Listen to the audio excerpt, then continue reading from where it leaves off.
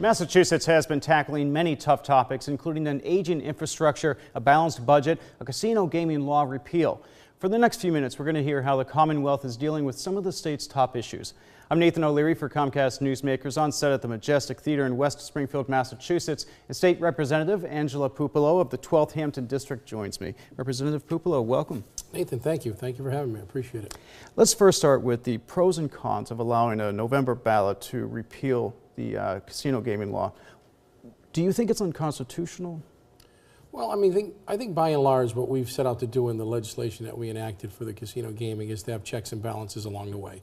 We required local voting, whether it be the whole city or town or the locality in terms of where the casino might be located. So we wanted to have input from the voters and the constituents and the people who are going to be most affected by it. It's a little bit problematic in terms of, now we're down the process. The Gaming Commission is in, I think, the home stretch in terms of at least awarding some of these licenses. And I think, now it's questionable. But again, I still think that, to follow the letter of the law and to see what the input is from the public is going to be an interesting proposition. So right now, the Attorney General's made a decision. The decision is now in the hands of the Supreme Court. So we'll wait to see that outcome. And yeah, I think it's definitely going to be an issue that has to be dealt with, whether it's going to be off the table now or it's going to have to be voted on in November. Aging infrastructure across the state is a top issue. What's happening here in Western Massachusetts around that? Well, we passed a transportation bond bill, which includes a number of projects for the area. Most notably, we've got the I-91 viaduct. That's a huge problem. We've got to deal with that through the city of Springfield and beyond. There's crumbling infrastructure there.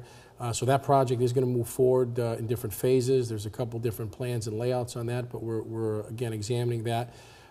Union Station, downtown Springfield, is going to be a tremendous asset. That is in the works. It's in a pipeline. Congressman Neal's been a tremendous job and an advocate for that project. So moving forward, those are going to be in the city of Springfield. There's a number of other projects in my area, in Wilbraham and East Long Meadow and other parts of Springfield that are going to be critically important moving forward. Now, you sponsored a bill establishing the Boston Strong license plate, and that's going to honor and also benefit the marathon bombing victims by supporting the One Fund. How is this money going to be spent directly? Well, the money's going to go to the One Fund, the profits of the plate. It's like any other plate that we have for benefit a nonprofit in the Commonwealth of Massachusetts. What this does is two things. I think it allows the smaller donations to continue to come through each year as we move forward because it'll be renewals.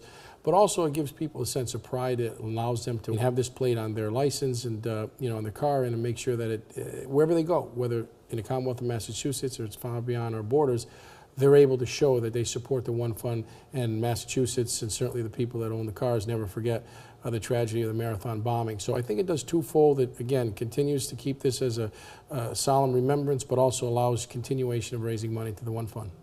Now, the Massachusetts Department of Children and Families, they've been in the headlines a lot lately. What is the state doing to reform that?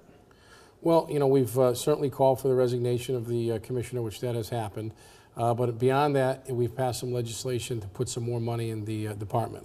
What we've done is require that there be more training for the social workers, additional social workers, and to reduce the caseloads. We've also put some provisions in there to make sure that there's some either licensing or some type of certification moving forward. Biggest problem has been the over heavy workload, and I think we're going to contain that and move forward. Top priority, final question for you right now. Local aid is bringing home the money and the benefits for public safety, education, keeping our streets safe and our schools moving forward in the right direction. All right, thank you very much, Representative Puppolo, for joining Newsmakers. No, glad to be here. Thank you. And thank you for joining Comcast Newsmakers. I'm Nathan O'Leary.